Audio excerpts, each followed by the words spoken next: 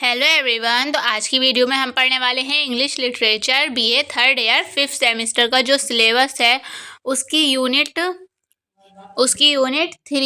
ठीक है, पोइट्री में जो हमारा टॉपिक है Homer the Iliad book 7 Homer के द्वारा लिखी गई एपिक है ये द इलियड, और उसकी हमें बुक 1 पढ़ना है, 7th नहीं, बुक 1 द इलियड की। ठीक है, तो इसमें हम पढ़ेंगे इसके आज की वीडियो में हम जो है ना इसकी समरी और लॉन्ग क्वेश्चंस कवर करेंगे, और पार्ट 2 में वीडियो के जो है हम शॉर्ट क्वेश्चंस और वेरी शॉर्टर क्वेश्चंस को कवर करेंगे। आज की वीडियो में हम लॉन्ग क्वेश्चंस कवर करेंगे, प्लस समरी कवर करेंगे, प्लस कुछ इंपॉर्टेंट पॉइंट जो एमसीक्यू क्वेश्चंस के लिए बहुत इंपॉर्टेंट होते हैं वो कवर करेंगे, और कैरेक्टरिस्टिक्स कवर करेंगे। तो स्टार्ट करते हैं आज की क्लास। तो हमारा टॉपिक है होमर द्वारा द इलियड जो एपिक लिखी गई है उसकी बुक 1 पढ़ना है, और जो इलियड है उसका एंशिएंट नेम ऑफ ट्रेसिटी है, उसका एंशिएंट जो इलियड है एंशिएंट नेम ऑफ ट्रेसिटी का एंशिएंट नेम इलियड था, तो उसी के ऊपर इस बुक 1 का नाम द इलियड रखा गया है। तो हमारा ये जो इलियड पूरी एपिक है, मतलब महाकाव्य है, वो पूरी किसके ऊपर बेस्ड है? ट्रोजन वॉर के ऊपर। एक ट्रोजन वॉर हुआ था, ठीक है, किसके बीच हुआ था ये ट्रोजन वॉर? मतलब युद्ध हुआ था, एक ट्रोजन का युद्ध कहते हैं जिसका नाम ट्रोजन युद्ध है। 10 साल तक चला था ये युद्ध। ठीक है, ग्रीक और ट्रॉय के बीच हुआ था। किसके बीच? ग्रीक और ट्रॉय के बीच। इसमें जो है ना ग्रीक जो है उसको एथेन भी बोलते हैं, तो हम एथेन भी कहीं कहीं यूज होगा, ठीक है, समरी में। तो जो हमारा इसको हम स्टोरी की तरह पढ़ेंगे, इसकी समरी को स्टोरी की तरह समझते जाना, ठीक है। तो ये लड़ाई शुरू कैसे हुई थी? तो एक ट्रॉय का जो शहजादा था पेरिस, ठीक है, पेरिस को जो है ग्रीक की जो एक लड़की थी हेलेन उससे लव हो गया था, ठीक है। इन्हीं के वजह से ये लड़ाई शुरू हुई थी, हेलेन और पेरिस की वजह से। तो हेलेन कौन थी? हेलेन थी डॉटर ऑफ ज्यूस की डॉटर थी, और वाइफ ऑफ मेनेलस की बीवी थी। तो हेलेन जो थी वो ग्रीक की सबसे ब्यूटीफुल लड़की माना गया था, उसे सबसे सुंदर महिला माना गया था हेलेन को, और ये शादीशुदा थी, और इसको पेरिस से प्यार होता है, तो पेरिस इसको भगाकर ट्रॉय ले जाता है। तो ग्रीक वाले इस बात से बहुत ज्यादा गुस्सा होते हैं, क्योंकि वो समझते हैं कि हमारी इंसल्ट हुई है, कि हमारी बिरादरी की, मतलब हमारे शहर की लड़की को ये अपने शहर में ले गए हैं। तो यहीं से ये लड़ाई शुरू होती है, और ये लड़ाई 10 साल तक चलती है, ठीक है।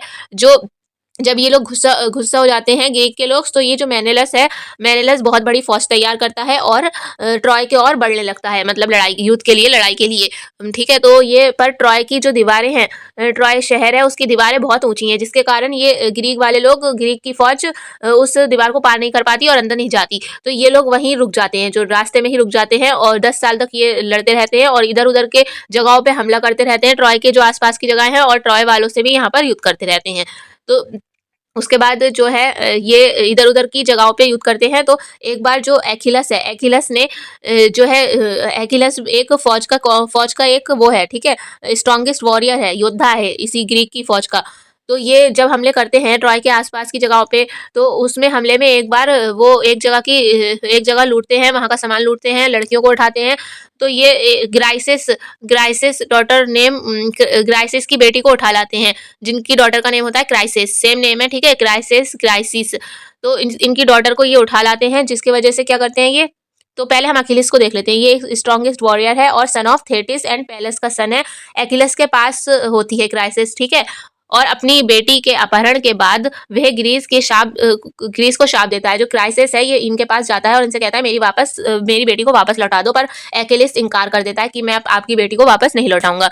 तो अपनी बेटी के अपहरण के बाद वह ग्रीस शहर को शाप देते हैं कि गॉड अपेलो से कहकर, ठीक है, कहते हैं गॉड अपेलो से कहकर उनको बद्दुआ देते हैं, और फिर ग्रीस के लोग बीमार हो जाते हैं। ये बद्दुआ देते हैं कि ग्रीक के लोगों को बहुत भयानक बीमारी हो जाए। उसके बाद ये बीमार हो जाते हैं ग्रीस के लोग, और फिर क्या होता है, एगमेमनन एक ग्रीक का किंग है, ठीक है, जो अखिलस से रिक्वेस्ट करता है कि क्राइसिस की बेटी लौटा दो, और इससे अखिलस नाराज हो जाता है। मतलब एगमेमनन जो है वो ग्रीक का राजा है, और वो अखिलस योद्धा से कहता है कि हमारे बद्दुआ लग गई थी ना, तो इस वजह से वो कहता है कि हमारे शहर को बद्दुआ लग गई है, जिसकी वजह से जब तक हम क्राइसिस की बेटी नहीं लौटाएंगे तब तक सब लोग ठीक नहीं होंगे, तो आप क्राइसिस की बेटी को लौटा दो। पर अखिलस इस बात से इनकार कर देता है, उससे अखिलस नाराज हो जाता है और आगे लड़ाई के लिए मना कर देता है, और जो ट्रॉय और ग्रीक की लड़ाई है उसमें भाग लेने के लिए मना कर देता है। मतलब उसमें कहता है कि मैं अब लड़ाई नहीं लड़ूंगा, ठीक है। और योद्धा है वो सबसे ज्यादा, अखिलस जो है सबसे ज्यादा स्ट्रांग योद्धा है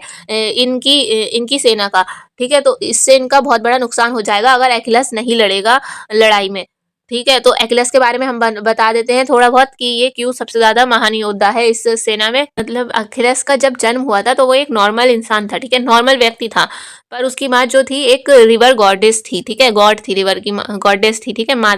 तो उसने एक चमत्कारी रिवर में अखिलेस को डिबोया, ठीक है, तो जहाँ तो वो अखिलेस जो है स्ट्रांग बन गया, मतलब उसको मार नहीं सकता था कोई। वो डर गई थी ना, कि उसकी माँ डर गई थी कि बड़ा होगा ये युद्ध लड़ेगा तो ये मर जाएगा, तो उससे उसने उसको चमत्कारी रिवर में डिबोया उसकी माँ ने उससे, ताकि वो स्ट्रांग हो जाए। तो जब माँ डिबो रही थी तो जहाँ से वो पकड़ी थी वो उसको एड़ी से पकड़ी हुई थी अखिलेस को, तो वही हिस्सा उसका पानी में डूबने से रह गया और वही उसका कमजोर वाला हिस्सा बन गया, शरीर का कमजोर हिस्सा बन गया, ठीक है। तो मतलब उसकी मौत शरीर के किसी भी पार्ट में मरने से नहीं होती है, उसकी मौत सिर्फ एड़ी में जब तीर लगता है तभी उसकी मौत होगी।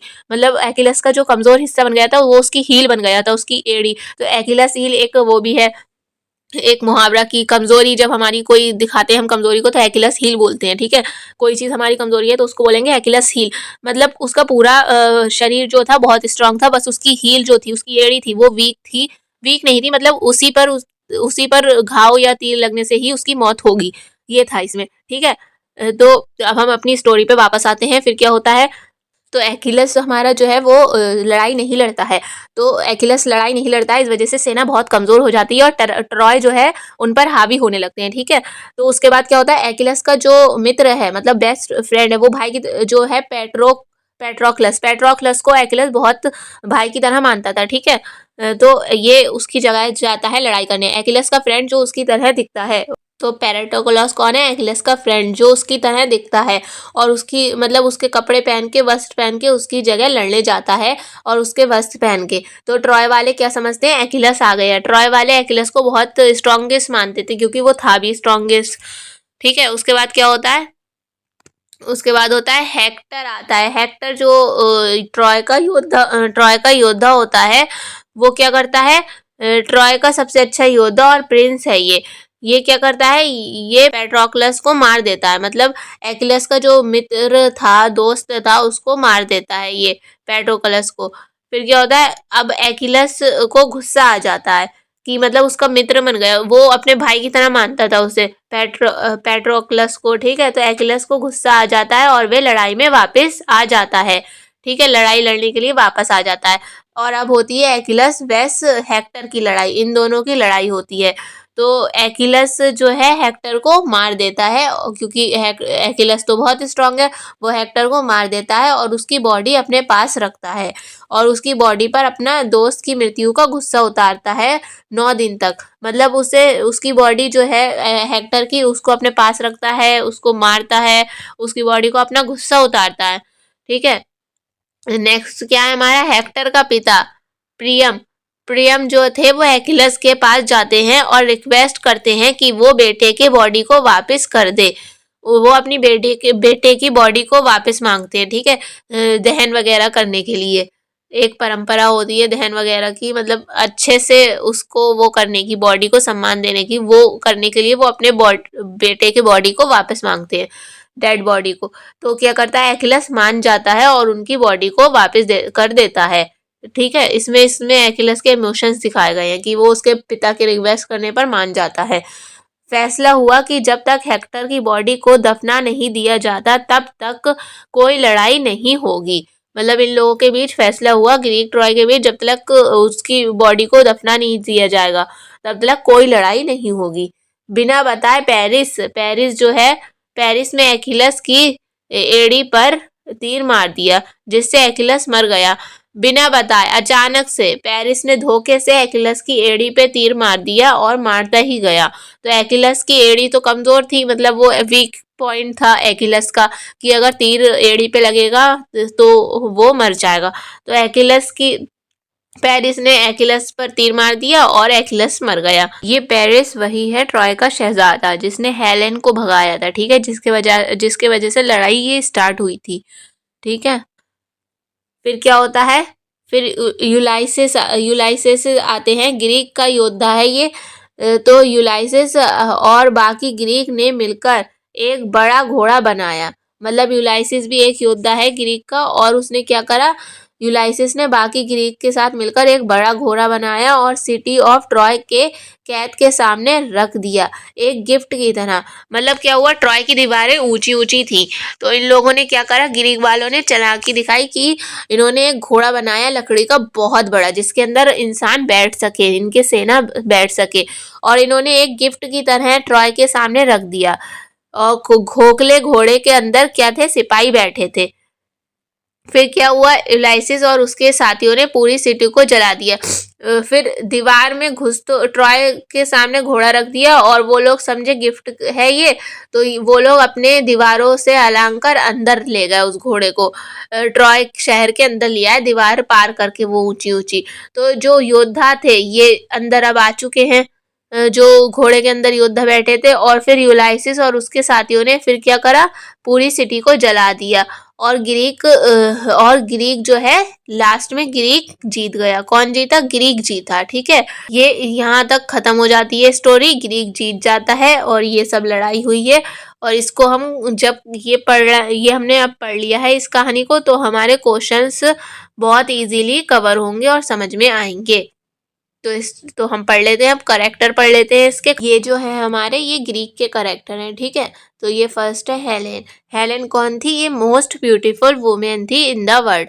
इसको वर्ल्ड की मोस्ट ब्यूटीफुल वुमेन माना गया था। ठीक है, मेनेलस कौन थे, मेनेलस जो है हेलेन के हस्बैंड थे, Helen's husband and king of Sparta. Sparta के किंग थे और हेलेन के हस्बैंड थे। और ये जो मेनेलस है वो एगमेनन के भाई भी थे। ठीक है, एखिलस कौन था, एखिलस ग्रेटेस्ट सोल्जर था of Greek army, Greek army का महान योद्धा था। ठीक है, एखिलस ये मोस्ट इम्पॉर्टेंट करेक्टर है इस स्टोरी का। पेट्रोक्लस कौन था, एखिलस फ्रेंड, एखिलस का फ्रेंड था। ठीक है, वो भाई की तरह मानता था एखिलस पेट्रोक्लस को। थेथिस कौन थी, थेथिस गॉडेस ऑफ सिया, एखिलस मदर, जो सिया की माता थी, मतलब मदर गॉड थी, मतलब समुद्र की गॉड थी, देवी थी समुद्र की। और एखिलस की मदर थी, एखिलस की माँ थी थेथिस जो थी। पेलेस कौन था, एखिलस फादर, पेलेस कौन थे, एखिलस के फादर कौन थे, पेलुअस। एगमेम्नन कौन था, एगमेम्नन भी एक इम्पॉर्टेंट कैरेक्टर है इस स्टोरी का। एगमेम्नन थे head of the Greek army का हेड था एगमेम्नन। क्लेचेस कौन है, क्लेचेस है प्रेडेक्टर ऑफ ग्रीक आर्मी, मतलब भविष्यवक्ता, भविष्य को बताने वाला। ग्रीक आर्मी में एक मतलब भविष्यवाणी करने वाला है, एस्ट्रोलॉगर भी बोलते हैं। ठीक है, जो भविष्यवाणी करते हैं। ओडिसिस कौन है, ओडिसिस है आ ग्रीक हीरो, ग्रीक के हीरो है, नोटेड फॉर हिज इंटेलिजेंस, अपनी समझदारी के लिए जाने जाते हैं। He is also king of Ithaca, और ये इथाका के किंग भी हैं। एशिया द ग्रेट कौन है, he is the second greatest Greek warrior after Achilles. Achilles सबसे ज़्यादा महान योद्धा था ग्रीक आर्मी में, और उसके बाद सेकेंडली कौन था, एशिया द ग्रेट, ये सेकंड योद्धा थे, महान योद्धा थे। He is called Ajax by the Romans, Romans के द्वारा इन्हें एजेक्स नाम से पुकारा जाता था। अब हम पढ़ेंगे ट्रॉय के करेक्टर। प्रियम कौन है, किंग ऑफ ट्रॉय, किंग के राजा हैं ये। हैकुबा इनकी वाइफ है, प्रियम की वाइफ है, मतलब ये दोनों राजा रानी है। ठीक है, हेक्टर, पेरिस, डिफोवस, ये तीनों इनके पुत्र हैं। ठीक है, सन ऑफ प्रियम एंड हैकुबा के बेटे हैं ये तीनों, Hector, Paris and Deiphobus. Chryseis and Briseis कौन है, बिलोंग टू क्राइस सिटी, ये क्राइस सिटी को बिलोंग करते हैं। क्राइसिस एंड ब्रेसिस, इसको इनका वर्णन किया गया है, क्राइसिस का स्टोरी में दिखाया गया है। अब हम पढ़ लेते हैं गॉड एंड गॉडेसेस, देवी देवता पढ़ लेते हैं। ज्यूस कौन है, ज्यूस है किंग ऑफ गॉड्स, मतलब ये राजा है देवी देवताओं का। ठीक है, किंग ऑफ गॉड्स मतलब सबसे बड़ा देवता है। एंड गॉडेसेस, गॉडेसेस देवी देवताओं का किंग है। ठीक है, and husband of Hera, Hera के हस्बैंड है ज्यूस जो है। नेक्स्ट है हमारा volcano, volcano son of juice, juice के सन है ये वॉल्केनो। ठीक है, अपोलो कौन है, अपोलो गॉड है, मतलब देवता है। फेवर द ट्रोजन, जो ट्रोजन सिटी को फेवर करता है, ट्रोजन लोगों को फेवर करता है। एथेना कौन है, गॉडेस है, ये देवती हैं। ठीक है, ये देवी हैं, गॉडेसेस हैं। फेवर द ग्रीक, ग्रीक को फेवर करते हैं ये। ठीक है, हेरा कौन है? Hera the queen of the God's, the gods की क्वीन है, रानी है, ठीक है, देवताओं की। She is the wife of juice, ये ज्यूस की वाइफ है। शी हेज ट्रोजन्स, और ये ट्रोजन से नफरत करती हैं, ठीक है, ट्रोजन के लोगों से नफरत करती हैं। हिपेस्थस कौन है? सन ऑफ ज्यूस, ज्यूस का पुत्र है। एंड हेरा और ज्यूस का पुत्र है। God's of forge and fire, और फायर और फॉर्ज का मतलब आगे का देवता है ये, ठीक है। अपोलो कौन है? गॉड है। फेवर्स द ट्रोजन्स, जो ट्रोजन्स के फेवर में है। सन ऑफ ज्यूस एंड लेटो है, लेटो और ज्यूस के बेटे हैं ये। और God of archery and music, music के और आर्चेरी के ये गॉड हैं, ठीक है। अब हम पढ़ लेते हैं सब इम्पोर्टेंट पॉइंट्स ऑफ पोएम, इसके पोएम्स के सब इम्पोर्टेंट पॉइंट्स पढ़ लेते हैं। ये जो पॉइंट्स हैं वो एमसीक्यू क्वेश्चंस के लिए काफी इम्पोर्टेंट है, तो देख लेते हैं हम, ठीक है। तो हमारा फर्स्ट पॉइंट है, Homer is an ancient Greek poet. जो होमर है वो एंशिएंट ग्रीक पोइट है। The Iliad is written by Homer, जो इलियड है वो होमर के द्वारा लिखी गई है और एक इपिक है। It has 15,693 lines organized into 24 बुक्स। जो ये इलियड है उसमें कितनी लाइन्स है? 15,693 लाइन्स है, और जो है ये बुक 24 बुक्स हैं, ठीक है। और हमारे सिलेबस में बुक 1 है, ठीक है।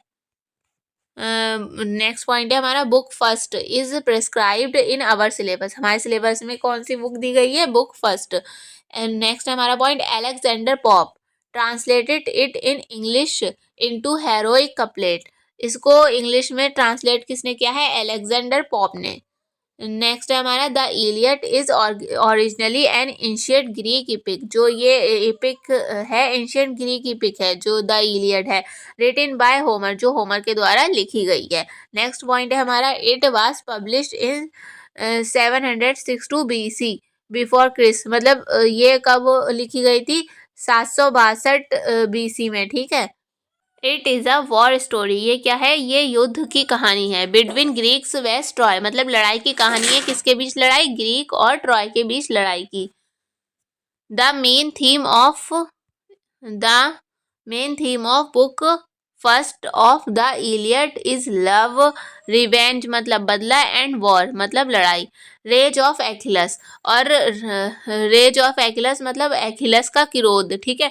जो इसकी मेन थीम की क्या थी? लव था, बदला था और लड़ाई थी। और रेज ऑफ एखिलस मतलब एखिलस का क्रोध था। नेक्स्ट हमारे आते हैं अब हम लॉन्ग क्वेश्चंस पे। ये इंपॉर्टेंट लॉन्ग क्वेश्चंस है बहुत ज़्यादा। तो क्वेश्चन है हमारा, right a note on the themes in होमर्स Iliad. जो होमर्स की इलियड है इपिक, उसकी थीम पर एक नोट लिखें, ठीक है। मतलब होमर से द इलियड के बारे में लिखें। Give a brief, brief means होता है संक्षिप्त, ऐसे लिखें। Describing Homer's contribution to the Iliad as its author, मतलब होमर्स के कंट्रीब्यूशन को दिखाते हुए द इलियड में, कि उसके क्या क्या वो रहे हैं, इलियड में कंट्रीब्यूशन रहे हैं, ठीक है। तो इसका आंसर एक ही है, इन दोनों क्वेश्चंस का आंसर है हमारा इसका द इमोर्टल मीन्स होता है अमर। द इमोर्टल एपिक, अमर महाकाव्य इलियड बाय होमर। इलियड जो होमर के द्वारा लिखी गई है। Studies a wide range of subjects, मतलब वो अध्ययन करती है, किसका अध्ययन करती है? Studies a wide range of subjects, विषयों के विस्तृत श्रृंखला का अध्ययन करती है। कौन? द इलियड, जो होमर के द्वारा लिखी गई एपिक है। Making it a rich and complex piece of literature, बनाती है, किसे बनाती है? समृद्ध, रिच यहाँ पर समृद्ध होगा, और कॉम्प्लेक्स पीस मतलब क्या होता है? जटिल टुकड़ा बनाती है लिटरेचर का। These topics explore the frailty of human nature, मतलब ह्यूमन नेचर की कमज़ोरी, फ्रेलिटी मतलब होता है कमज़ोरी दिखाता है। The definitions of heroism, heroism मतलब वीरता की परिभाषा को दिखाता है। द इफेक्ट ऑफ बैटल, युद्ध के प्रभाव को दिखाता है। And the whims of the gods, gods के जो हैं विम्स दिखाता है इस स्टोरी में, ठीक है। द मेन थीम, इसकी मेन थीम क्या है? Of Iliad and their importance to the story will be discuss in this note. नीचे जो नोट दिया गया है उसमें डिस्कस किया गया है इसकी मेन थीम को। तो हमारी फर्स्ट हेडिंग है हमारी इस आंसर की warfare and destructions. Warfare means होता है युद्ध और विनाश, डिस्ट्रक्शंस मीन्स विनाश। Iliad's primary topics is battle itself. जो इलियड का प्राथमिक विषय है वो क्या है? युद्ध ही है। इलियड का प्राथमिक विषय, प्राइमरी टॉपिक युद्ध ही है। द इपिक्स डिपिक्स मीन्स होता है दर्शाता है। The horrific reality of conflict. संघर्ष की हॉरोफिक मीन्स होता है भयानक, रियलिटी वास्तविकता को दर्शाता है। ठीक है, ये एपिक। इंक्लूडिंग द जिसमें शामिल हैं the death and devastations of cities. Cities मतलब सिटी की, शहर की मृत्यु और क्या शामिल है? तबाही शामिल है। इंस्टीट मतलब होता है के बजाय। इंस्टीट ऑफ रोमांटिजिंग वार मतलब रोमानी युद्ध के जगह होमर इम्फेसिस, होमर क्या करता है? जोर देता है किस पर? It's sad and gruesome reproductions पर जोर देता है। ग्रूसम रिप्रोडक्शंस में होता है भीषण परिणाम पर जोर देता है, दुख और भीषण परिणाम पर जोर देता है होमर। हेडिंग है honour and glory. Honour means होता है एक मतलब सम्मान, ठीक है, सम्मान देना किसी को। ग्लोरी मीन्स होता है महिमा। Honour is a driving force. Driving force मतलब होता है प्रेरक शक्ति for the characters in Iliad. Iliad जो है उसमें करेक्टर के लिए एक प्रेरक शक्ति था, एक सम्मान जो था एक प्रेरक शक्ति था। ठीक है। एक्लस रॉथ इज, इसको रॉथ पढ़ेंगे। ठीक है, एक्लस रॉथ मतलब होता है एक्लस का क्रोध। इज स्पार्क्ड मीन्स भड़का। क्यों भड़का? By Agamemnon's disrespect for his honour. मतलब एगमेमनन ने एकिलस के सम्मान को डिसरिस्पेक्ट किया था, ठेस पहुंचाई थी। ठीक है, तो उसका क्रोध भड़का था। And his quest for vengeance मतलब होता है खोज। जो हिज क्वास्ट, इसकी खोज जो थी एक्लस की, फॉर वेंजेंस प्रतिशोध के लिए, बिकम्स आ सेंट्रल नैरेटिव थ्रेड। वो क्या बनी? हमारी केंद्रीय कथा सूत्र बना, केंद्र बना उसका। प्रतिशोध जो था एक्लस का वो हमारी स्टोरी का केंद्र बन गया। This theme reflects the importance of honour in ancient Greek society. Ancient Greek society में यानी प्राचीन यूनानी समाज में जो है होनर, वो किसे, इसकी थीम को दर्शाता है। इम्पोर्टेंस ऑफ होनर, सम्मान की महत्वता को दर्शाता है। ठीक है। नेक्स्ट हेडिंग है हमारी द फुरी ऑफ एक्लस। मतलब क्या हुआ? एक्लस का रोष यानी क्रोध। फुरी में होता है क्रोध। ठीक है। द इपिक्स अंडरलाइन मतलब क्या है? जो इपिक्स है महाकाव्य में अंतर्निहित है। ठीक है। बेसिक थीम क्या है? बेसिक थीम मूल विषय इज एक्लस फुरी। जो एक्लस का क्रोध है वो बेसिक थीम है, मूल विषय है। किसका? महाकाव्य में अंतर्निहित मूल विषय है एक्लस का क्रोध। हिज एंगर, इनका गुस्सा, which is driven by a sense of injustice. जो अन्याय की भावना, इनजस्टिस में होता है अन्याय की भावना, सेंस ऑफ इनजस्टिस से प्रेरित है। ड्राइवन में तो होता है प्रेरित है। Has an important effects on both the Greek की आर्मी पर and the outcomes of the Trojan war. मतलब क्या हुआ इसका? जो इनकी भावना है, अन्याय से पूर्ण भावना है क्रोध की, उसका जो प्रभाव है वो किस पर पड़ता है? यूनानी सेना और ट्रोजन युद्ध के परिणाम, मतलब आउटकम्स ऑफ द ट्रोजन युद्ध के परिणाम, दोनों पर महत्वपूर्ण प्रभाव पड़ता है। Homer portrays Achilles as a hero. Portrays means क्या होता है? चित्रित किया एक्लस को एज अ हीरो, विद एक हीरो की तरह। ठीक है। With with both outstanding strength मतलब क्या होता है, उत्कृष्ट शक्तियाँ, एंड ऑब्वियस फॉल्ट्स मीन्स स्पष्ट दोषों। इसका मतलब क्या हुआ, जो है होमर ने एकिलस को एक हीरो की तरह चित्रित किया है, किसके साथ में उत्कृष्ट शक्तियों को भी दिखाया है उनकी, और उनके दोषों को भी दिखाया है इसमें। ठीक है, नेक्स्ट है हेडिंग है हमारी the gods and divine interventions. इसका मतलब क्या हुआ, देवी देवता और देवी का हस्तक्षेप, यानी जो स्टोरी में देवी देवताएं दिखाए हैं उनका कैसे हस्तक्षेप हुआ है लड़ाई में। ठीक है, the gods have a significant impact on mortals life. इसका मतलब क्या हो, देवता का मनुष्य के जीवन पर महत्वपूर्ण प्रभाव डालते हैं। जो देवता हैं स्टोरी में, जो देवता दिखाए गए हैं वो सिग्निफिकेंट इम्पैक्ट महत्वपूर्ण प्रभाव डालते हैं किस पर, जीवन पर, किसके, मनुष्य के जीवन पर। Middling in their personal matters, और क्या करते हैं, हस्तक्षेप करते हैं इनके पर्सनल मैटर पर, मतलब इनके व्यक्तिगत मामलों में हस्तक्षेप करते हैं।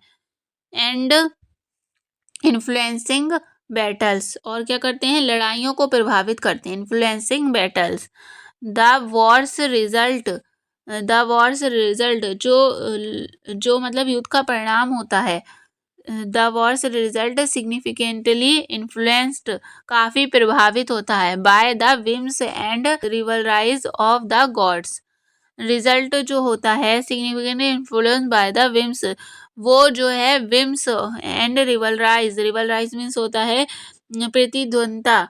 जो हमारे गॉड्स दिखाए गए हैं स्टोरी में, उनके विम्स और रिवलराइज से बहुत प्रभावित होती है। जो वॉर्स का रिजल्ट है, मतलब जो युद्ध का परिणाम है, वो बहुत प्रभावित होता है। नेक्स्ट हेडिंग हमारी मॉर्टेलिटी एंड इमॉर्टेलिटी। मॉर्टेलिटी क्या होती है, मृत्यु। ठीक है, जिनकी मृत्यु होती है वो मॉर्टल लोग होते हैं। ठीक है, और इमॉर्टेलिटी वो होते हैं जिस इमॉर्टिलिटी मतलब होता है अमरता मतलब जिनकी कभी मृत्यु नहीं होती है। आ मेजर सब्जेक्ट मतलब एक महत्वपूर्ण विषय, इज द कॉन्फ्लिक्ट मतलब संघर्ष between human existence and the gods immortality. मतलब एक मेजर सब्जेक्ट है इसमें, क्या है, संघर्ष किनके बीच, ह्यूमन एक्सिस्टेंस मतलब मानव अस्तित्व के बीच, और गॉड्स की इमॉर्टेलिटी मतलब देवताओं की अमरता के बीच संघर्ष ही इसका एक मेजर सब्जेक्ट है। ठीक है, इन कॉन्ट्रास्ट मतलब विपरीत, टू द गॉड, उस गॉड देवताओं के विपरीत, who are the eternal means होता है शाश्वत, जो शाश्वत है।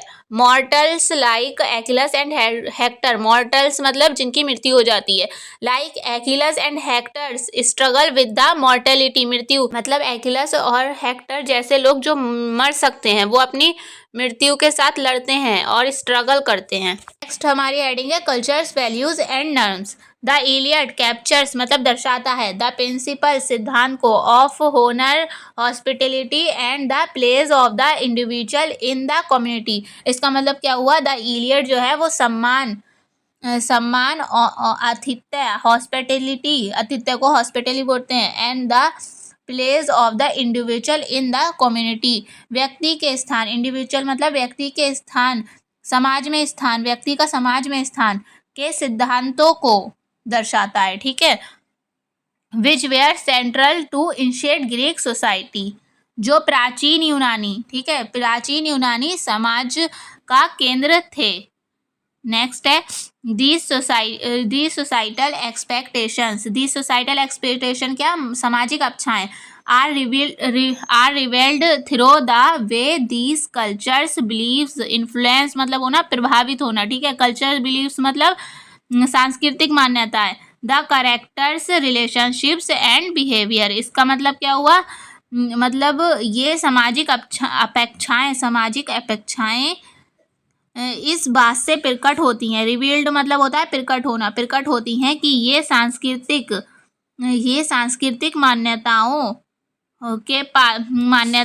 के पात्रों, द कैरेक्टर्स मतलब होता है जो हीरो हीरोइन वगैरह होते हैं, के पात्रों के रिश्तों रिलेशनशिप्स, इनके रिश्तों एंड बिहेवियर्स, व्यवहारों को कैसे प्रभावित करता है।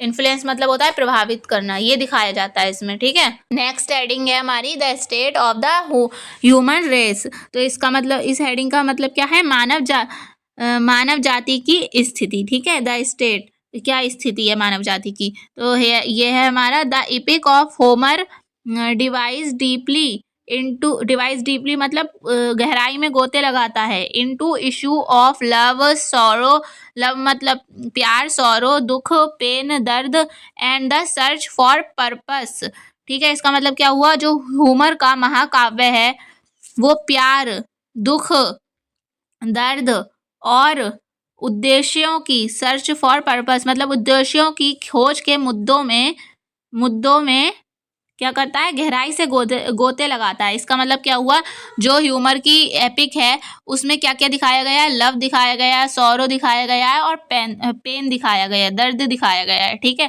और जो उसमें उद्देश्यों की खोज की गई है, ठीक है। नेक्स्ट है हमारा द इटर्नल मतलब होता है शाश्वत, eternal human values of love, fidelity to family and the quest for meaning in a world of war are embodied by figures like Hector and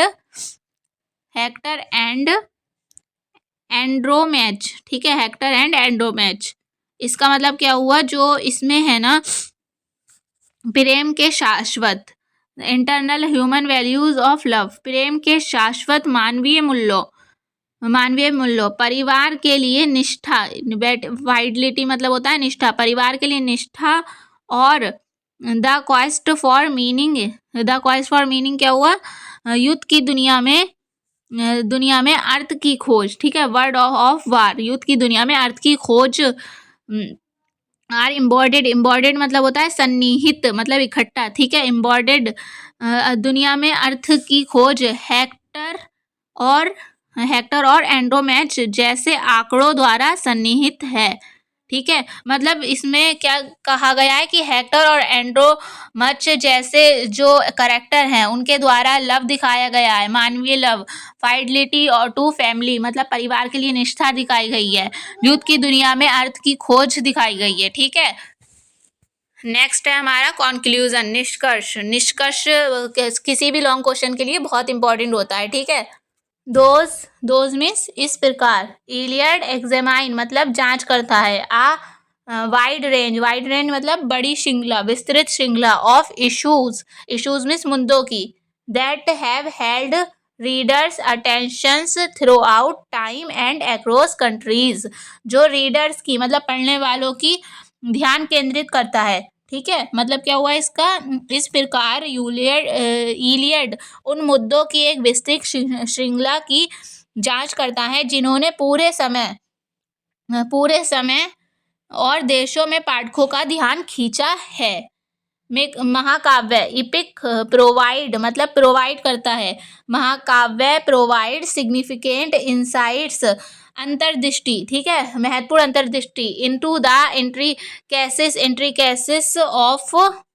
इंट्रिकेसिस of human instance, intricacies means होता है पेचीदगियाँ, किसकी, human existence की, existence मतलब मानव अस्तित्व की, the moral क्वांडरेंस मतलब नैतिक दुविधाओं, presented by वार जो युद्ध के द्वारा दर्शाई गई हैं, एंड इट्स कलरफुल करेक्शन। इसका मतलब क्या हुआ, महाकाव्य मानव अस्तित्व की पेचीदगियों, युद्ध द्वारा प्रस्तुत नैतिक दुविधाओं और उसके रंगीन पात्रों का महत्वपूर्ण अंतर्दृष्टि प्रदान करता है, ठीक है।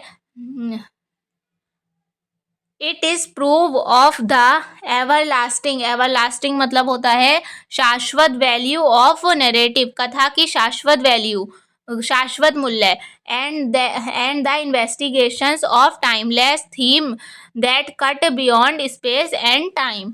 इसका मतलब क्या हुआ, इलियड कथा के शाश्वत मूल्य और अंतरिक्ष और समय से परे कालातीत विषयों की जांच का प्रमाण है। जो इलियड है वो समय से परे कालातीत विषय जो है सब्जेक्ट्स हैं उनकी जांच का प्रमाण है। तो ये हमारा एक लॉन्ग क्वेश्चन कंप्लीट होता है। और एक और लॉन्ग क्वेश्चन है वो मैं पढ़ा नहीं पाऊंगी, वो आपको पीडीएफ में मिल जाएगा। और पीडीएफ कहाँ मिलेगा, टेलीग्राम ग्रुप पर मिलेगा। ठीक है, टेलीग्राम ग्रुप पर जाना, उसका लिंक डिस्क्रिप्शन में मिल जाएगा आपको, वहाँ आपको पीडीएफ मिल जाएगा। या टेलीग्राम ग्रुप पे लिंक से अगर ना मिले तो टेलीग्राम ग्रुप पर जाकर सर्च आइकन पे जाना और वहाँ learn with UP girl search करना, वहाँ पर आपको लिंक मिल जाएगा और ग्रुप मिल जाएगा, वहाँ ऐड हो जाना। ठीक है, और जो इसके वेरी शॉर्ट और शॉर्ट क्वेश्चंस है वो आपको इस वीडियो के पार्ट 2 में मिल जाएंगे। और वीडियो को लाइक कर देना अगर थोड़ी भी हेल्पफुल रही हो आपके लिए। आप लोग लाइक नहीं करते हो, इतनी मेहनत से आपके लिए नोट्स बनाए जाते हैं पर आप लोग लाइक नहीं करते हो, बस देखते हो। ठीक है, तो प्लीज़ एक लाइक करने में क्या जाता है ना, एक लाइक कर दें, वीडियो को लाइक कर देना और चैनल को सब्सक्राइब कर देना ताकि बाकी वीडियोज़ अपलोड हों उसको आपको नोटिफिकेशन मिल सके। और इसका पार्ट 2 का लिंक भी आपको डिस्क्रिप्शन में मिल जाएगा। और जो प्लेलिस्ट है पूरी पेपर फर्स्ट की सिलेबस करवाया है मैंने, यूनिट 1 भी करवाई है, उसका भी सिलेबस करवाया है, तो उसका लिंक आपको डिस्क्रिप्शन में मिल जाएगा पूरी प्लेलिस्ट का। और चैनल की प्लेलिस्ट में जाएंगे आप, वहाँ पर भी आपको सारे सब्जेक्ट की प्लेलिस्ट मिल जाएंगी। और ये हमारी समरी है A to Z, मतलब मैंने तो सिर्फ समझाई है, इसमें अच्छे से लिखी हुई है, जिसको पढ़ना हो वो पढ़ लेना। ये पीडीएफ आपको टेलीग्राम ग्रुप पे मिल जाएगी। Thank you for watching.